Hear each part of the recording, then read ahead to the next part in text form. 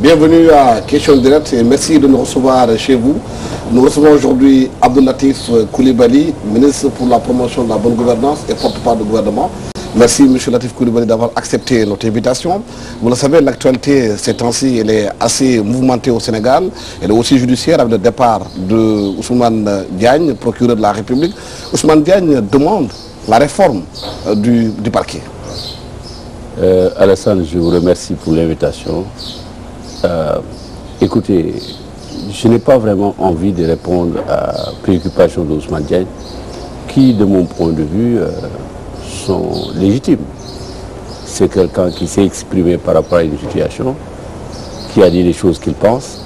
Ce n'est pas à moi de répondre par rapport à ces questions-là. La seule chose que je peux dire, qui pour moi est une vérité, qu'on peut vérifier, la garde des Sceaux, ministre de la Justice, envisage des réformes assez importantes. Quelles sont les structures qui seront touchées? Quelles sont les structures qui seront aménagées, réorganisées? J'imagine que tout ce qui va participer au bon fonctionnement de la justice est envisagé dans le cadre de ces réformes-là. Un fonctionnaire qui a quitté son poste et qui a des déclarations à faire, il assume ses libertés, cette responsabilité-là. Ce n'est pas vraiment à moi de commenter de tels propos. Il a posé la question de l'indépendance de la justice, que le parquet doit être beaucoup plus indépendant. Ça aurait été également très bon que le fonctionnaire en question fasse ses réflexions dans des cadres appropriés pour le faire. Il a eu, je crois, largement le temps de le faire pendant 6 ans, 7 ans qu'il a été à la tête du parquet de Dakar. Ça aurait été également très bon quand il a fait sa conférence de presse à l'époque, qui était procureur de la République, et qu'un journal avait publié deux réquisitoires contradictoires du parquet à l'époque, qui fasse de telles déclarations. Ça aurait été également bien, certainement. Ça aurait pu ajouter à la réflexion du pouvoir actuel. Voilà. Mais au-delà de cela, est-ce qu'il ne faut pas poser aujourd'hui l'indépendance de la justice, son fonctionnement? Vous avez été journaliste à plusieurs reprises, vous avez posé cette question.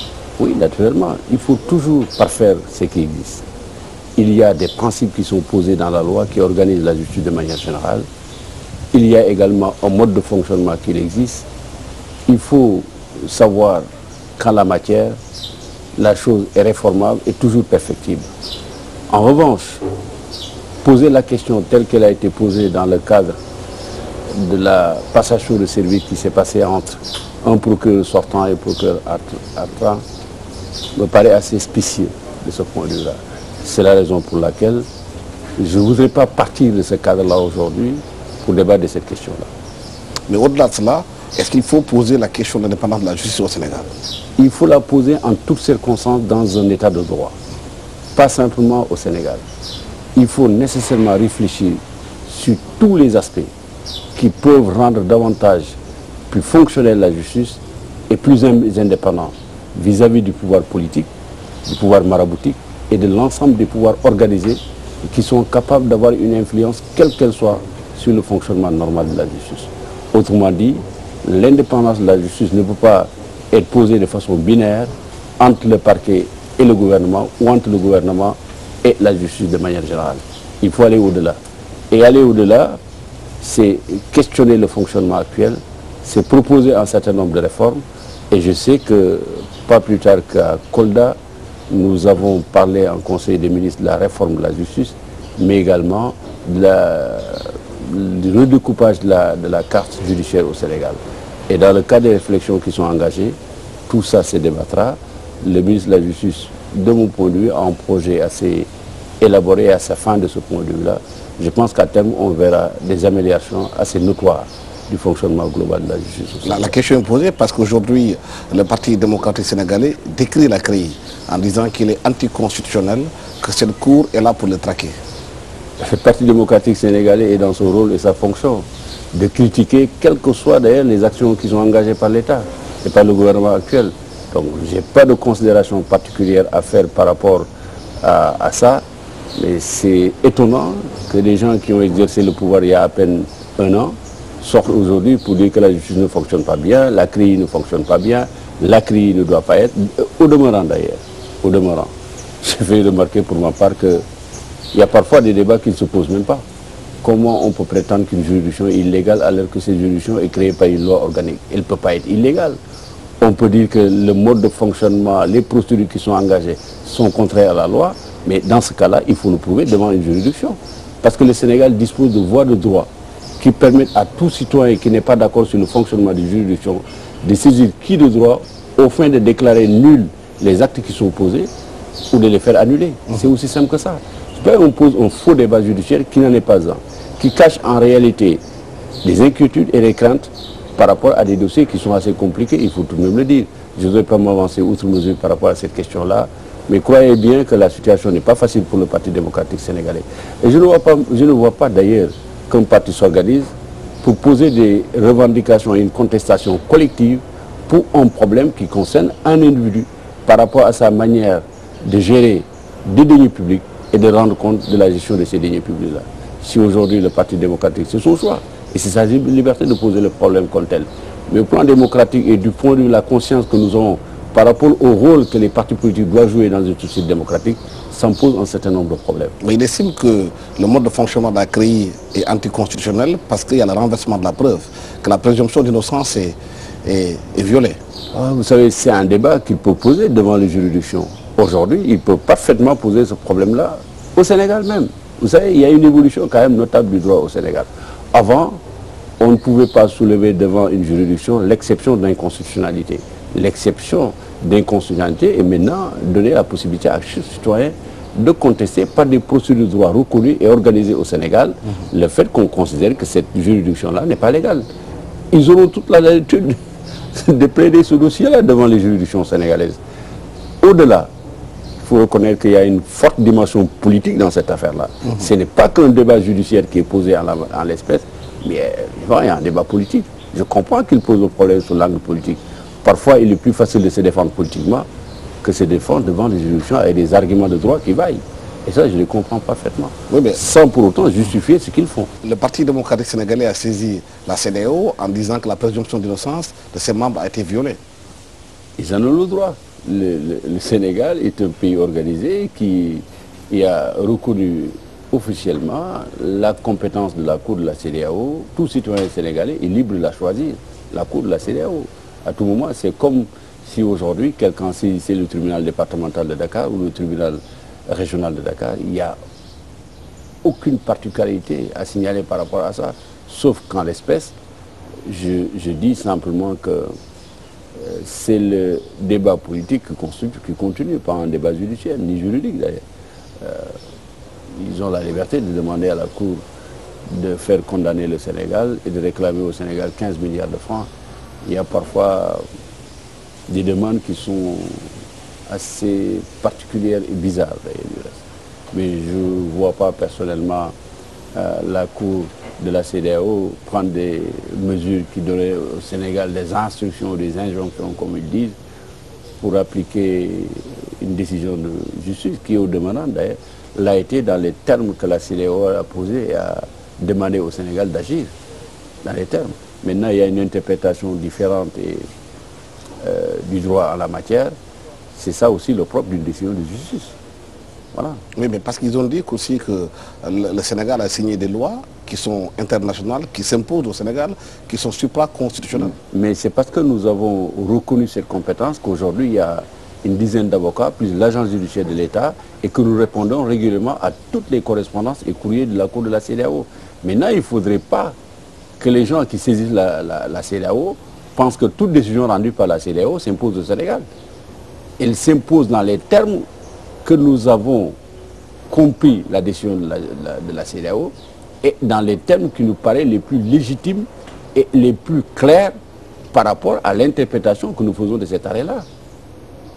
Et la même interprétation qu'ils en font, qui est différente de celle du gouvernement. L'interprétation du gouvernement, c'est que d'abord, dans un premier temps, la CEDEAO elle-même pose le principe en disant que je n'ai pas d'injonction à faire à l'État du Sénégal en ce qui concerne l'administration de la justice dans la manière de conduire les procédures et de faire appliquer ces règles de droit. Ça, c'est clair de la part de la CEDEAO. En même temps, la CEDEAO rend une décision qui dit, tel que le Sénégal a appliqué le principe de l'interdiction de sortie du territoire national, n'a pas été conforme à violer les droits de la personne. Par conséquent, le Sénégal a procédé à la notification. Mais comment pourrait-on comprendre qu'une cour, quelle qu'elle soit, et quelle que soit par ailleurs sa force probante et sa force, puisse dire à un État, vous n'avez pas la possibilité d'organiser les procédures internes de droit pour sauvegarder l'ordre public et pour préserver la gestion des deniers publics. Ce n'est pas possible. La Cour de la CEDEAO ne peut pas poser dans l'absolu l'interdiction de sortie du territoire national qui procède d'une décision même administrative. Et d'ailleurs, une cour, la Cour européenne des droits de l'homme, quand même qui a autorité à la matière, a déjà jugé cette question-là. Je ne sais pas pourquoi on n'évoque pas souvent cette réalité-là. Et la Cour a dit, européenne, l'affaire qui concernait un citoyen italien, que chaque État a la responsabilité et le droit d'organiser une mesure d'interdiction du territoire national. Que dans l'absolu, on ne peut pas considérer qu'une telle interdiction est illégale. Les formes peuvent l'être, mais le principe ne peut pas l'être. Ça, les juges de la CEDEAO auraient dû être inspirés de ce point de vue-là. Et je considère pour ma part d'ailleurs que les juges n'ont jamais dit que le principe en soi-même est illégal. C'est pas possible, Alassane. Oui, nous sommes dans le cas de Biamalaki, là. Karim Wade a été mis en prison il y a pratiquement bientôt 20 jours. Son père, Abdoulaye Wade de la France, demande au PDS d'occuper la rue. Ça, c'est pas tellement nouveau avec Abdoulaye Wade. À chaque fois qu'il était confronté à un problème, quel qu'il soit, il faisait occuper la rue. Et je suis bien placé pour le savoir, pour avoir été pendant 30 ans journaliste dans ce pays et l'avoir suivi dans l'opposition. Je savais ce qu'il faisait, je le sais. Mais je pense qu'il se trompe d'époque et de posture aujourd'hui.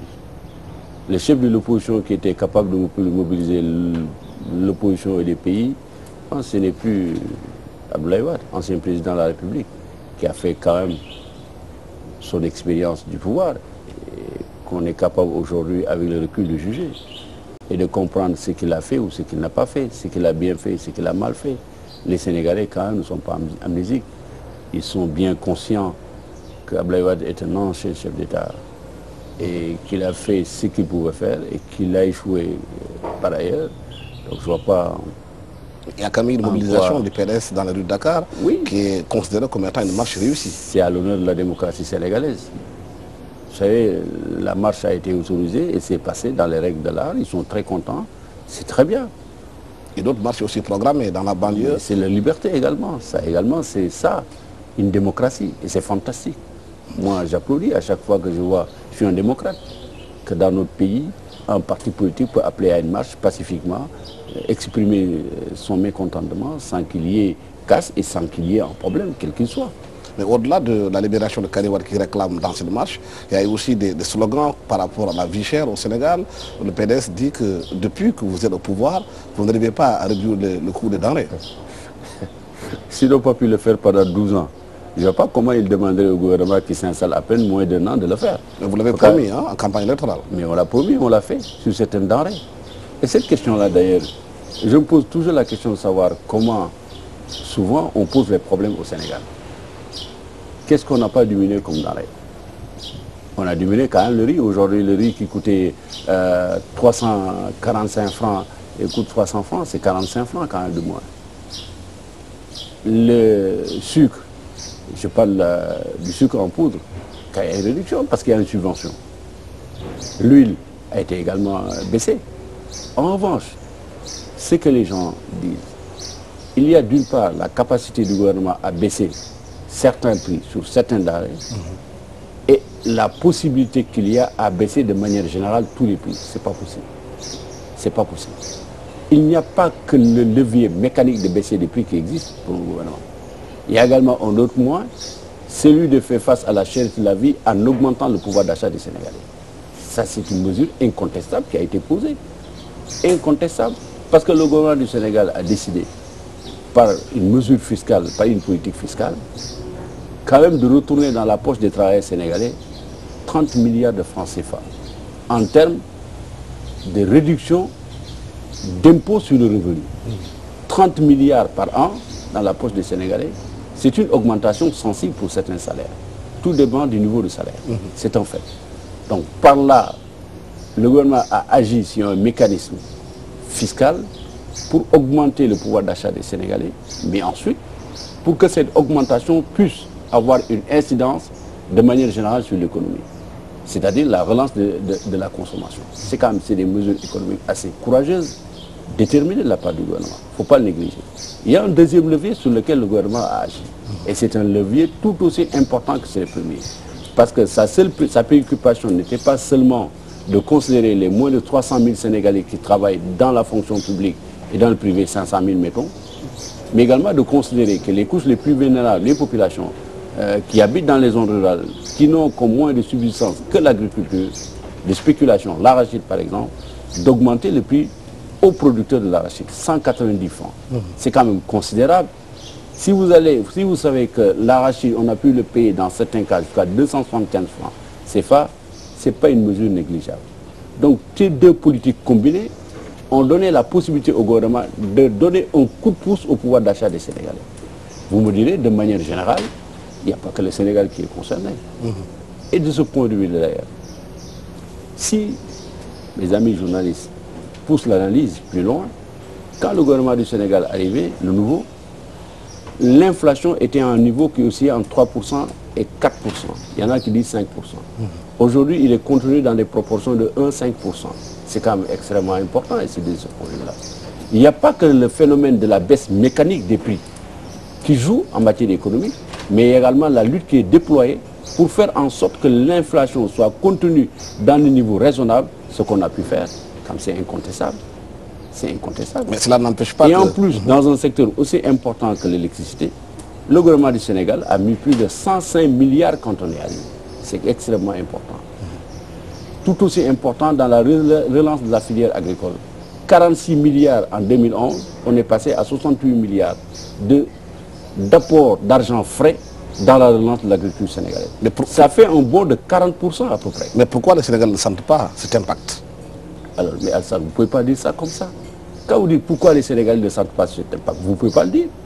Vous avez effectivement senti, vous, sur votre salaire, une baisse conséquente. Ce que vous étiez capable de faire avec votre salaire d'avant 1er janvier, vous êtes capable de le faire plus. Et la répercussion, c'est une répercussion en chaîne. Là où vous pouvez donner juste un sac de riz, probablement vous pouvez en donner 2 à quelqu'un d'autre. Le raisonnement est assez simpliste de ce point de vue-là. Mais comprenez seulement que des mesures économiques, on ne les prend pas aujourd'hui pour que l'effet immédiat se ressente. Deuxième problème par rapport à ça, si vous diminuez les prix des denrées de première nécessité, c'est un fait. Il n'en demeure pas moins que sur d'autres denrées, il y a une augmentation que vous n'avez pas pu contrôler. Parce que les facteurs endogènes qui participent à la constitution du prix ne dépendent pas, ne sont pas aussi importants que les facteurs exogènes. Ce que je veux dire par là, si vous considérez le lait en poudre qui est importé de Hollande, mais les facteurs endogènes qui constituent les prix ne sont pas aussi importants. Les facteurs exogènes sont beaucoup plus importants. Et si vous avez une augmentation de beaucoup de prix, et si vous baissez quelques prix, évidemment, on peut se dire toujours que oui, on ne le sent pas, mais il n'en demeure pas moins que la promesse qui a été faite par le gouvernement est tenue. Mais justement, est-ce que le problème ne se pose pas dans ce sens-là, où le Premier ministre a demandé l'homologation des prix, ça ne montre pas quelque part une difficulté de les baisser? Mais Alassane, comment pouvez-vous imaginer que gérer un pays peut être facile? C'est parce que c'est difficile qu'il y a un challenge. Mais comment le gouvernement ne vous a jamais dit que ça va être facile pour le faire? Jamais. C'est parce que nous sommes conscients des difficultés que nous envisageons plusieurs solutions pour le faire. Des plus drastiques, parfois, décider d'une mesure régalienne, de dire qu'on baisse tel prix, mais en donnant des mesures d'accompagnement, la subvention, l'homologation, qui est une mesure intermédiaire qui permet de fixer une fourchette de prix au-delà desquelles on ne peut pas aller. Mais ce qui a donné la possibilité aujourd'hui aux Sénégalais d'acheter le pain au prix où l'on l'a acheté, parce que nous avons homologué le prix de la farine, la tonne de farine, à 20 000 francs, qui était de 20 600 francs. Si le gouvernement n'avait pas pris cette mesure-là, aujourd'hui, la baguette de pain aurait augmenté. On aurait entendu les boulangers à travers vos radios contester et dire que ce n'est pas normal. Mais quand même, on l'a fait. Ça a une incidence sur la vie des Sénégalais. Parce que vous n'avez pas payé plus cher le pain. Est-ce que vous pouvez faire impacter cette mesure-là d'homologation au moment où tout est importé pratiquement au Sénégal? Oui, mais tout est importé, ce n'est pas le fait du gouvernement. C'est la conséquence de plusieurs années de gestion, 50 ans. On ne peut pas régler ce problème-là en un an, ou moins d'un an. Et justement, de ce point de vue-là, c'est les perspectives nouvelles que le gouvernement pose et dessine, sur lesquelles on peut avoir une appréciation et dire est-ce que l'option est bonne ou n'est pas bonne. Mais faire du joli-joli, c'est un raisonnement par raccourci. Mais quelle est l'option qui a été prise par le gouvernement, pratiquement par rapport au prix? Parce que certains estiment qu'au Sénégal, on importe. Est-ce qu'on va mettre en place des pôles de développement agricole pour permettre justement au Sénégal de cultiver la terre, de nourrir sa population? Bien sûr. C'est qu'une denrée qui est une denrée essentielle, il y a une politique, un projet qui tend aujourd'hui à faire en sorte que le Sénégal soit autosuffisant en riz aux environs de l'année 2018. Avec des investissements qui vont jusqu'à plus de 50 milliards de francs CFA, voire 100 milliards de francs CFA. C'est extrêmement important quand même. On n'en parle pas souvent, mais parce que ce n'est pas une mesure immédiate. Mais l'appréciation du politique, c'est à la fois le court, le moyen et le long terme. On ne peut pas simplement et tout le temps se baser sur le court terme pour faire l'appréciation globale d'une politique économique d'un État. Parce que vous faites face à une population qui est pauvre, qui a faim, qui est fatiguée. Oui, mais qui demande des mesures immédiates par rapport à... Il n'empêche, vous ne pouvez pas venir dire à la population, au cas où vous avez un démagogue, en lui disant, je règle vos problèmes aujourd'hui. Vous avez la responsabilité comme gouvernement de dire, voilà les mesures dans le court terme. Le court terme dans l'agriculture, c'était quoi? C'est quand on est arrivé de dire, le gouvernement sortant n'avait pas prévu dans le budget des enveloppes financières pour faire face à la famine qui risque de se poser au Sénégal. Le gouvernement sortant n'avait pas prévu de mettre, par exemple, de l'argent dans le budget pour les intrants agricoles, pour les semences, et le gouvernement a déboursé 64 milliards pour le faire. C'est quand même important, ça c'est le court terme. Et ensuite, le raisonnement que le gouvernement pose est un raisonnement qui me paraît logique, cohérent, par rapport aux objectifs que nous sommes fixés. Qu'est-ce qu'ils disent? Mais est-ce qu'il est logique aujourd'hui de continuer à importer le riz où on l'importe aujourd'hui au Sénégal, plutôt que de mettre en place une politique et des programmes qui nous permettront, en dehors de toute démagogie, d'envisager la possibilité de faire que le Sénégal soit autosuffisant en riz. C'est l'horizon 2018.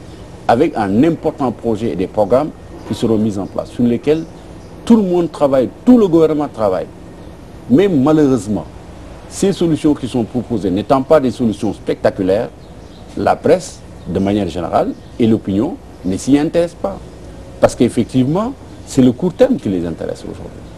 Je suis tout à fait convaincu que si le Premier ministre sortait aujourd'hui à la télé dit aux Sénégalais, j'ai réglé le problème du riz, je mets 100 milliards aujourd'hui là-dessus, ça va finir dans 6 mois, vous notez, et tous les journaux vont tirer sur ça. Vous savez pourquoi? Parce que tout ce qui n'est pas spectaculaire, je travaille quand même sur la presse, je la connais un peu bien. Ce n'est pas un reproche, mais c'est un constat. Donc dans les rédactions, on a toujours le sentiment que quand on ne parle pas en court terme, il n'y a pas de politique. Mais la politique, elle vient au-delà du court terme. C'est le moyen, c'est le long terme. Parce qu'en face de vous, il y a des urgences. Oui, mais les urgences, je vais en prendre compte dans le court terme. Mais si vous restez uniquement dans les urgences, dans le court terme, mais vous n'aurez pas eu d'impact sur le pays. Vous n'aurez eu aucun impact. Mais le problème qu'il y a, c'est que généralement, on ne traite que de l'actualité et du court terme. Ce n'est pas la faute du gouvernement. Vous voyez, je prends un exemple type. Le secteur de l'énergie. Le plan Takkal, par son caractère spectaculaire, par les ressources immenses qui ont été mobilisées, a fait l'objet, on a titré partout le plan Takkal, y compris moi-même, comme journaliste à l'époque. L'option du plan Takkal, c'était quoi? C'était quasiment du 100% énergie fuel, lourd, importé, extrêmement cher, avec un système de location de barges qui plombait les finances publiques au Sénégal. Le gouvernement actuel, quand il a réorienté le plan Takkal, qu'est-ce qu'on a décidé de faire? C'est de travailler sur le concept d'énergie mixte. Parce que ce qui pose le problème au Sénégal, c'est l'approvisionnement en carburant à l'extérieur, sur des matières qui ne sont pas maîtrisables, parce que les cours sont fixés à Londres, ailleurs. Le gouvernement a dit, il faut dans le moyen terme et le long terme, complètement inverser le mécanisme de production d'électricité au Sénégal, en reposant la stratégie sur une approche d'énergie mixte. qu'est-ce que ça veut dire? Le solaire, le gaz liquéfié, le fioul et le charbon. Et aujourd'hui, très bientôt, probablement avant la fin du mois, on va signer la mise en place d'une centrale au charbon d'une puissance de plus de 220 MW à Sindou. Très bientôt, dans la région de Samba, une centrale, je crois, entre 15 et 20 MW sera signée pour l'énergie solaire. Une autre centrale également. Si bien que dans les 4 ans à venir, 5 ans, là on avait 70% ou 80% d'ailleurs, de production d'énergie au fioul, nous pouvons en arriver à une proportion beaucoup plus raisonnable, qui fera qu'on aura moins de fioul, moins dépendant de l'achat du fioul, et par conséquent, on va baisser le coût du kilowatt-heure, et par conséquent, l'énergie sera disponible en quantité, en qualité, mais également dans un coût raisonnable pour la population et pour l'industrie. Ça ne fait pas l'objet de préoccupations particulières. Oui. Mais ça demande beaucoup moins, beaucoup d'argent. L'opposition vous reproche de ne pas faire des appels d'offres. Vous savez, l'opposition nous reproche beaucoup de choses. Ce n'est pas ça le plus important. C'est normal, l'opposition est dans son rôle. Par contre, ce qui me pose parfois problème, c'est moins ce que l'opposition dit, mais la paresse dont fond montre certains pour ne pas aller au fond des choses et aller au-delà de l'écume. Parce qu'il y a l'écume, mais il y a le fond également de la mer. Il faut aller voir le fond de la mer. C'est là où on va trouver des poissons, c'est là où on va trouver des crevettes, etc. Mais est-ce que ces centrales ont fait l'objet d'appels d'offres? Parce que vous êtes quand même le ministre de la promotion de la bonne gouvernance. Ouais, parfait. Ce que vous dites, c'est parfait. Il faut comprendre les mécanismes par lesquels le gouvernement travaille sur ces questions-là. On ne peut pas faire des appels d'offres sur tout et en tout. Pourquoi? Mais parce que la loi même elle-même le prévoit. Les gens ont le sentiment que le marché de gré à gré, l'entendre sont des procédures illégales de marché. Ce n'est pas vrai. C'est des procédures parfaitement légales. Ce n'est pas la forme du marché comme telle qui sauve ou sauvegarde les deniers publics. C'est les conditions dans lesquelles on passe le marché et les objectifs et les motivations des uns et des autres qui déterminent l'authenticité, la fiabilité et l'intégrité d'un marché. Mais j'ai comme l'impression qu'on pose le principe qu'un marché de gré à gré est un marché illégal. Parce qu'il vous reproche de passer de 8% de gré à gré à aujourd'hui à 28%. C'est pas vrai. C'est totalement faux. D'abord, ça n'a jamais été 8%. Et il y a des marges qui sont tolérées, qui sont acceptées. La marge tolérée, c'est autour de 20%. Si vous êtes à 20%, c'est acceptable. C'est des normes même de la Banque mondiale, des FMI. Ce n'est pas des normes définies par le gouvernement sénégalais. Pas vrai. Ça aussi, je dis, il suffit simplement d'aller regarder dans les faits la littérature de la Banque mondiale, du FMI et autres, pour comprendre que ce n'est pas exact. Mais est-ce que ces marchés-là sont dans ces proportions? Mais de 20%. Parfaitement. Et d'ailleurs, à la fois le ministre des Finances, le ministre du Budget, le président de la République en premier et le Premier ministre ne cessent d'attirer l'attention des ministres et par conséquent également de toutes les structures dépendantes sur la nécessité de lancer les DRP, les DAO et tout dans les limites et les temps requis. Qu'aucun ministre n'est aussi autorisé aujourd'hui à aller au-delà des délais pour passer les marchés. En revanche, ça n'est une chose de le dire, de donner des directives en la matière, en l'occurrence 5 directives depuis que moi je suis au gouvernement, sont provenues, sont arrivées de la primature en direction des ministres, pour attirer leur attention. Vous savez, il n'y a pas que l'opposition qui surveille les marchés de gré à gré. Il y a également la Banque mondiale, nos partenaires, il y a les FMI, il y a toutes les institutions internationales. Également, si nous venions avec 40-50% de marché de gré à gré, on n'aurait pas été crédible. Or, on tient quand même à la crédibilité de ce gouvernement-là. Il ne faut pas croire que les gens passent les marchés de gré à gré parce qu'ils veulent se sucrer ou parce qu'ils prennent de l'argent. Quand ils le passent, c'est parce que parfois il y a des contraintes. Je suis d'accord avec vous. Il y a des contraintes parfois qui sont imposées par le laxisme, par le laisser-faire, et parfois même de certains ministres. Des ministres, parfois, ça arrive. Mais également, ça, il faut reconnaître. Ce n'est pas le gouvernement seulement qui est concerné, c'est le gouvernement-là, dans le temps. Maintenant, c'est ça que nous voulons éviter. Et croyez-moi bien, la force avec laquelle je vois le président de la République, en Conseil des ministres, attirer l'attention des ministres sur ça, du Premier ministre, j'en sors toujours avec le sentiment et la conviction ferme que quelque chose de nouveau bouge dans ce pays-là, de ce point de vue-là. Je vous le dis, et sans aucune démagogie. Je n'aurais pas cru en cela, je ne l'aurais pas dit ici. Mais beaucoup de ministres se plaignent aujourd'hui des règles mises en place, des procédures de marché qui sont trop longues. Oui. Que si les gens veulent financer des projets, ils ont des problèmes à le faire. Est-ce qu'il faut réformer vous répondez à votre question, par contre, vous répondez à votre question. Par exemple, l'Occident a pratiqué depuis des décennies et des années l'aide liée. Ils vous disent, moi je suis prêt, je prends un pays X, qui vous dit, je suis prêt à vous financer les ponts, je suis prêt à vous financer des routes. Je mets à votre disposition une enveloppe de 100 milliards de francs, mais à condition que les entreprises de mon pays exécutent le marché. Comment voulez-vous faire un appel d'offres de ce point de vue-là? Il faut quand même être sérieux. Il y a même des pays qui allaient jusqu'à vous dire, vous devez prendre telle entreprise pour faire ça. Est-ce qu'aujourd'hui, nous, on va renoncer à la possibilité de faire financer des marchés de l'ordre de 100 milliards, 200 milliards par un pays qui dispose de moyens et d'entreprises capables de le faire? On y renonce au prétexte qu'on doit faire un appel d'offres. Justement, est-ce que cette option est bonne? Est-ce qu'aujourd'hui, vous ne pouvez pas chercher l'argent sur le plan international? Il y a des fonds souverains qui peuvent financer des projets sans ces conditionnalités. Ah, vous pensez? Depuis combien de temps l'Afrique veut financer les infrastructures en Afrique? Qui l'a financé? Vous pensez que les gens n'ont pas cherché à faire financer les... C'est ce type d'affirmation qui n'est pas juste. Il y a les Chinois qui sont là. C'est un raccourci et on a le sentiment... Mais justement, c'est les Chinois qui vous le disent aujourd'hui. Les Chinois vont vous dire, on vous finance l'autoroute de Dakar à X point, mais cet argent-là, c'est une banque chinoise qui va la financer, qui va financer les travaux. Mais les travaux-là, vous prendrez une entreprise chinoise. Qu'est-ce que vous faites? Vous dites non, je ne prends pas. Vous pouvez quand même demander que les entreprises sénégalaises soient incluses dans ces marchés pour permettre à faire travailler le pays. Et des modalités techniques d'application.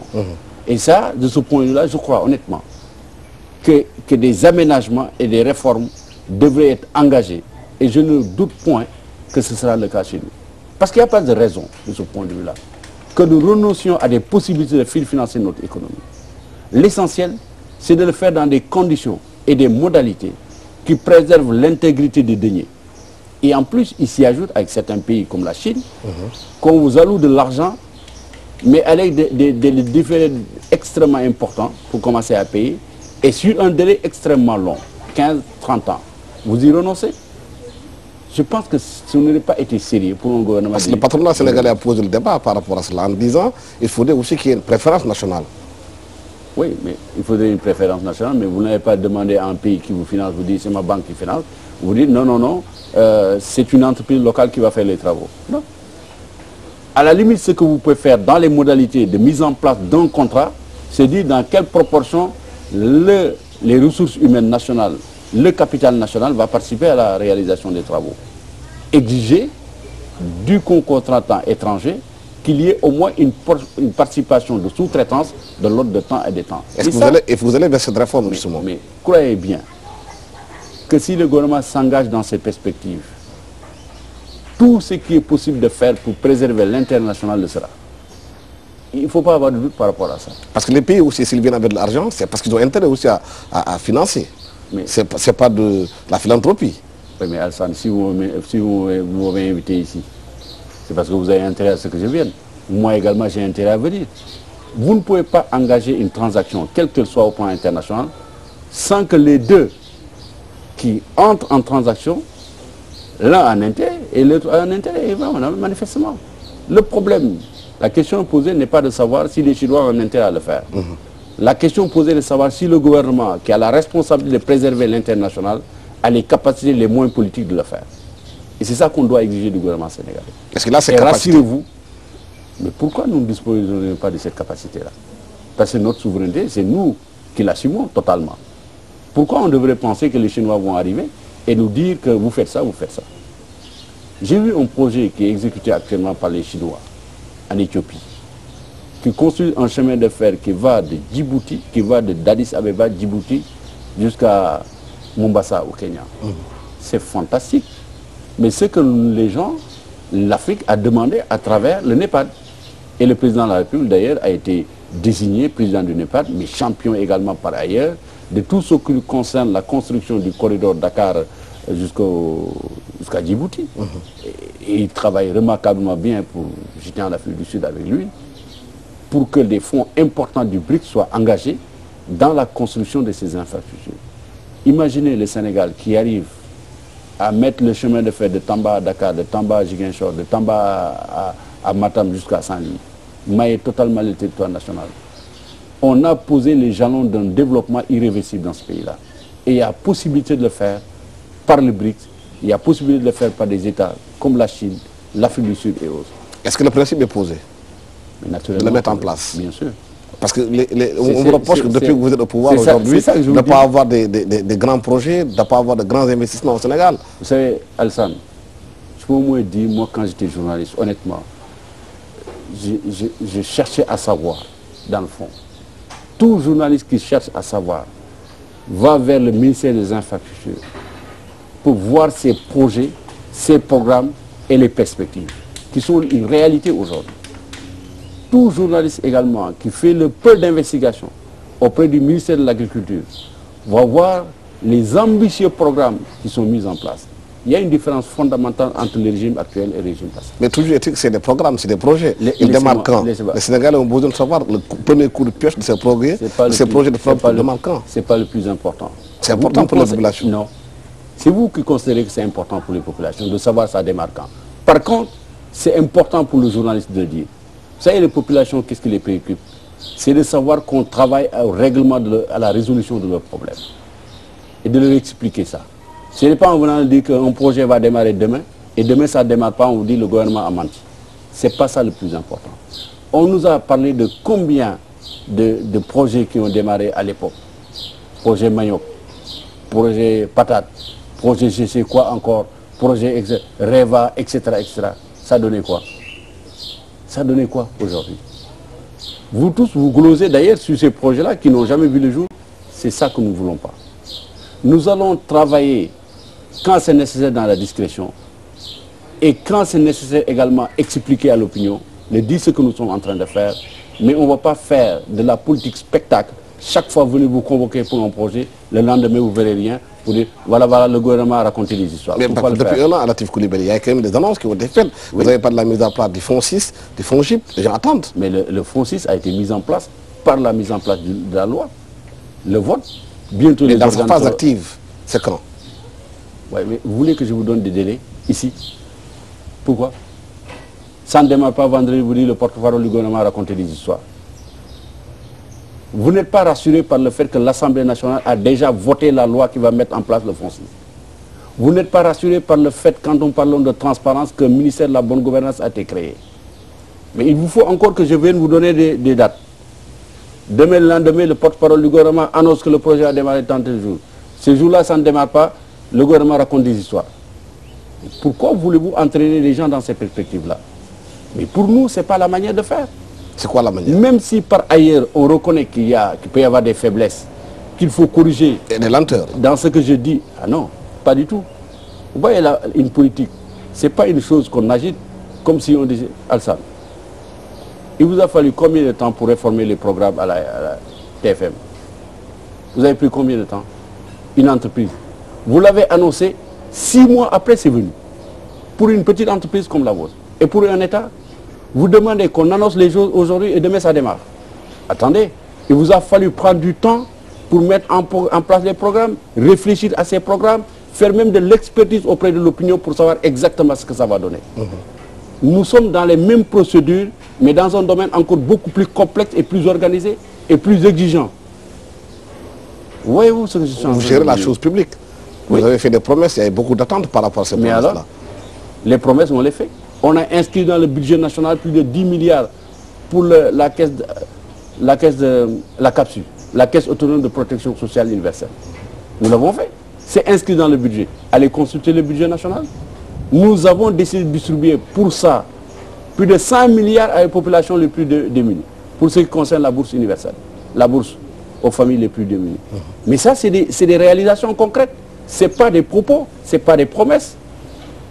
Allez le vérifier dans le budget national. Il est dedans, il est inscrit. Il commence quand? Mais le problème, ce n'est pas il commence quand. Un budget, vous l'inscrivez, il y a des procédures. Nous aurions demandé tout de suite de le faire immédiatement. Vous auriez crié au scandale. Parce qu'on a sauté les procédures qui sont prévues. Voyez-vous ce que ça fait? Parfois, je vous demande d'avoir beaucoup plus de recul. Il y a des analyses tellement actives. Mais est-ce qu'il n'est pas plus facile, Abdelatif Coulibaly, que d'être dans l'opposition, de critiquer tout ce qui a fait et d'être au pouvoir aujourd'hui, face aux urgences, face aux réalités du pouvoir? Bien sûr, vous avez raison. C'est plus facile de gérer que d'être dans l'opposition.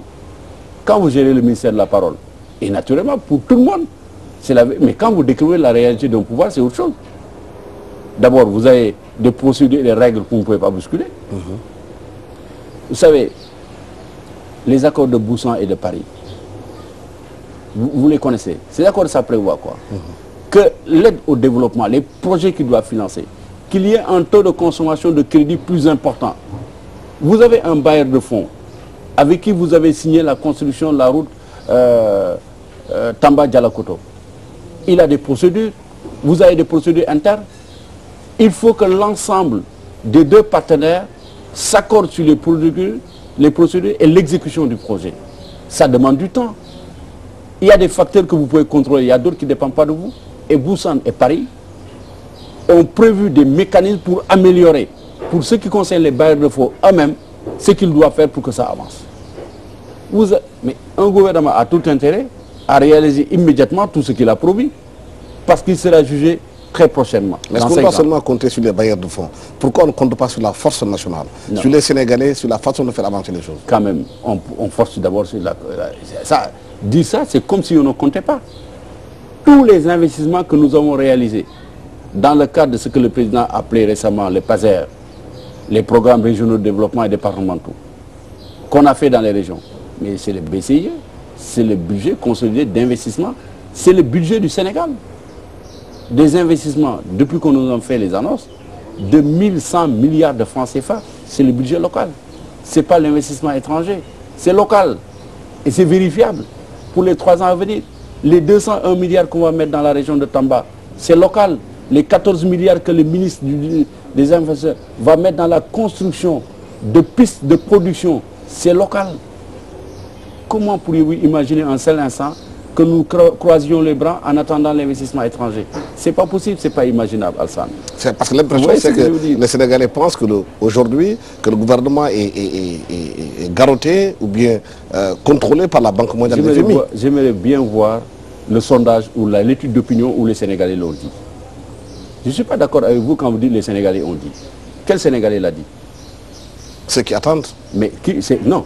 Vous avez dit, vous journalistes, vous avez décidé que les Sénégalais ont dit. Non, mais attendez. Nous sommes Sénégalais aussi. Mais moi aussi, je suis Sénégalais. Allez dans la campagne aujourd'hui. Ce que les Sénégalais vous disent. Ça fait plus de 20 ans qu'un paysan sénégalais n'a pas vendu le kilo d'arachide au prix où il l'a vendu. Ça fait plus de 20 ans où un kilogramme d'arachide vendu ne pouvait pas vous permettre d'acheter 1 litre d'huile. Ouais, 1 kilo de riz. Ça devient intéressant ça. J'étais à Kelsenigé, un village derrière Sokol. Chef village me disait, il y a beaucoup de bruit à Dakar.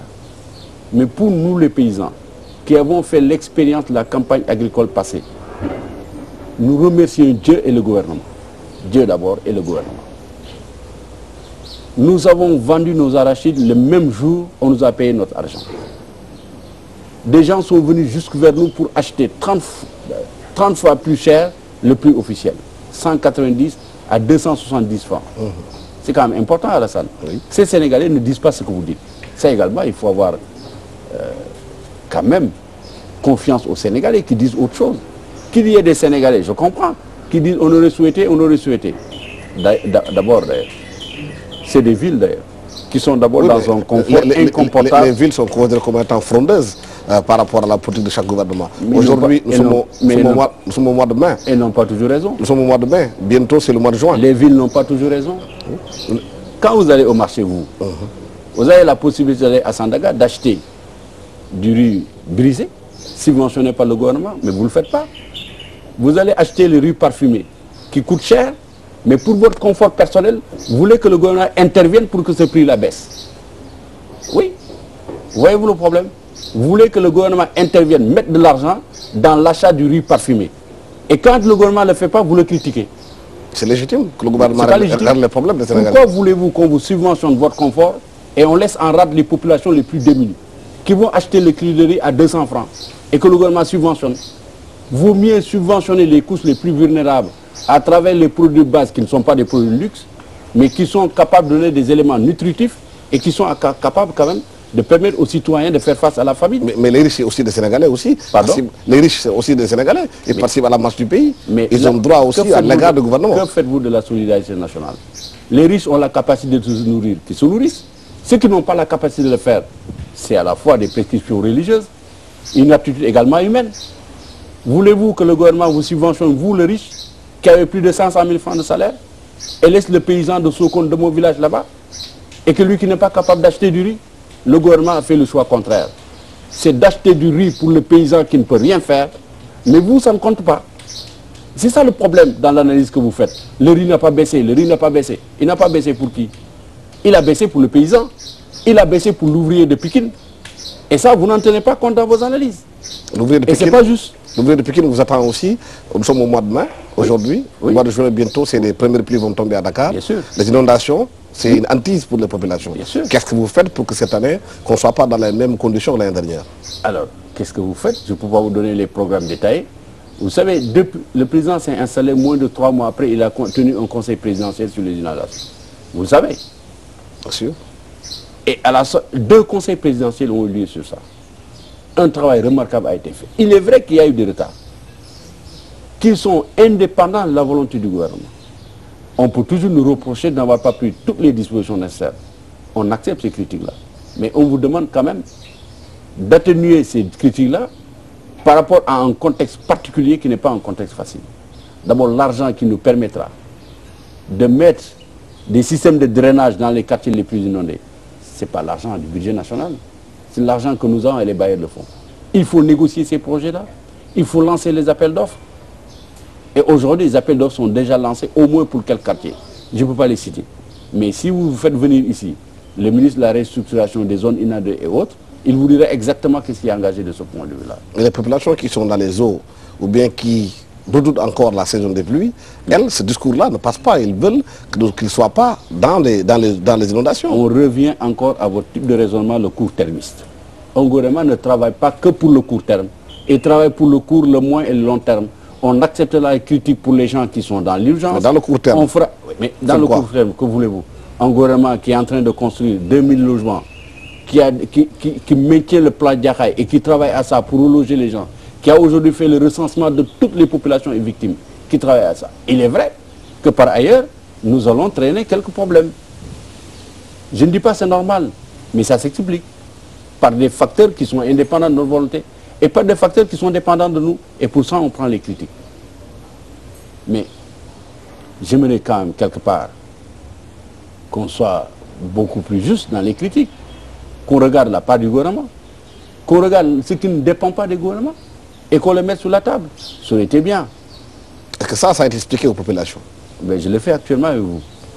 Aujourd'hui, d'autres l'ont fait dans d'autres cadres. Nous sommes au mois de mai, c'est le mois où on parle souvent de la liberté de presse au Sénégal. Le code de la presse pose problème aujourd'hui. Depuis qu'il a été mis en place, on parle de la dépénalisation des délits de presse. Le président dit qu'il est favorable à une dépénalisation des droits de presse. Il y a d'autres qui disent que les journalistes, c'est les citoyens, doivent répondre devant la justice. Je peux confirmer que le président est favorable. Vous savez, cette question est tellement chargée, émotionnellement chargée. À un certain moment, vous vous demandez, est-ce que les gens comprennent réellement ce qu'il y a derrière cette notion-là? D'abord pour le gouvernement. Il faut savoir qu'il y a 2 engagements fondamentaux de l'État du Sénégal. Depuis 2009, le Sénégal s'est engagé dans le cadre des Nations Unies à dépénaliser. Ça a été confirmé devant l'Assemblée générale des Nations Unies. Au moins, le Sénégal est un pays qui respecte ses engagements. Quel que soit, quand on vote une position, ça une déclaration, une résolution, s'engage le Sénégal. C'est la raison pour laquelle le président de la République est tout aussi engagé que ses prédécesseurs pour dépénaliser. Mais il faut comprendre que la dépénalisation, c'est par un acte législatif qu'il faut le faire. Même le gouvernement précédent avait fait prendre un projet de loi, le code de la presse, et l'a présenté à l'Assemblée nationale. Il n'est pas juste aujourd'hui de dire que le gouvernement sur la matière-là peut tout de suite convaincre l'Assemblée nationale pour voter. Il y a des réticences au niveau des députés. Ces réticences-là, pour ma part, procèdent de malentendus dans la compréhension des termes du code. même les journalistes et les organes de presse, n'oublions pas que nous avons bataillé ferme pour que certaines dispositions qui existent dans le code actuel et qui n'existent pas dans le code précédent n'y figurent. Il y a quelque chose que les journalistes ne savent pas, mais qui est une protection pour les citoyens. Avant, depuis l'arrêt Abdourahmane Cissé en 1974, quasiment l'autorité administrative n'avait plus la possibilité fonctionnelle, immédiate, de faire saisir un journal et de le faire disparaître de la circulation. Avec le nouveau code, c'est possible. Mais cette saisine est placée sous la responsabilité de la justice. Le gouverneur de Dakar peut se réveiller et prendre l'observateur et le mettre en carence. Disparaître. Ça n'existe pas. Mais c'est justement, c'est pour contrebalancer le fait de dépénaliser et le fait de donner ce que les députés appellent trop de liberté aux journalistes qu'on a prévu cette procédure-là. Elle est plus assassine que le fait d'emprisonner aux journalistes. Les députés ne le savent pas et les journalistes peut-être ne le savent pas. En quoi elle est plus assassine? Vous savez, prendre Alassane Samba Diop, le mettre en prison aujourd'hui, c'est difficile. Disons la vérité. Pour un gouvernement. Vous allez justifier combien? Comment? À moins que vous fassiez des bourdes énormes. Et si vous faites la comptabilité des emprisonnements de journalistes, depuis l'indépendance, je crois, la dernière fois que j'ai fait l'étude, il y en avait 5, depuis 50 ans qui ont été mis en prison. Aucun de ces journalistes, aucun je dis, n'a été mis en prison pour les délits de presse classiques. Tous ont été mis en prison sur la base de l'article 80. Et sur la base de l'article 80, ce n'est plus un délit de presse, mais c'est un autre délit. Autrement dit, garder le principe de l'emprisonnement des journalistes n'est même pas avantageux pour l'État et pour les députés qui pensent qu'il ne faut pas voter. Il est plus, de mon point de vue, plus politiquement, on gagne plus en votant la loi. Politiquement, c'est plus cohérent parce que cela nous donne plus de moyens de contrôle sur un certain nombre de choses. Et en plus, le nouveau code, le président l'a évoqué, prévoit des conditions extrêmement rigoureuses pour être journaliste, avec la carte de presse. Contrairement à ce que certains députés pensent, l'avènement du nouveau code de la presse est beaucoup plus avantageux du point de vue de la protection des citoyens que ne l'est le code actuel. J'ai participé aux travaux de l'élaboration de ce code. Pourquoi on ne vote pas à l'Assemblée nationale? Mais parce qu'ils n'ont pas encore compris. Pour certains, on les convaincra, on cherchera à les convaincre. Et je pense que c'est notre devoir, nous journalistes, enfin, vous journalistes de faire, et moi les positions où je suis, où je pense que c'est mieux pour notre pays de déprisonnaliser que de laisser le code actuel. Je le pense, honnêtement. J'ai fait le plaidoyer pareil ailleurs, et je pense que les autorités ont bien compris. L'Assemblée nationale qui a été mise en place depuis plus d'1 an, beaucoup de citoyens ne sentent pas cette Assemblée nationale. Dans son travail, pour eux, il n'y a pas la rupture qu'on attend de l'Assemblée nationale. Qu'est-ce que vous par appelez, rapport au projet de loi, par rapport aux avancées démocratiques. Oui. Aujourd'hui, elle veut revenir sur la loi Ezzan. Honnêtement, je l'ai appris en venant ici. Je n'étais pas au courant. Je suis honnête. Je ne suis pas au courant de ça. Comme ça s'est passé à l'Assemblée, non pas au gouvernement, je ne suis pas au courant.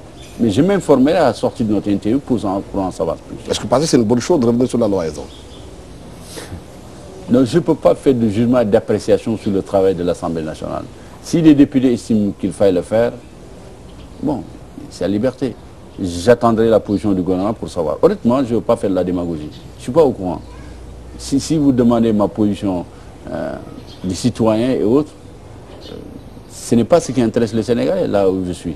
C'est probablement la fonction de porte-parole du gouvernement qui les intéresse.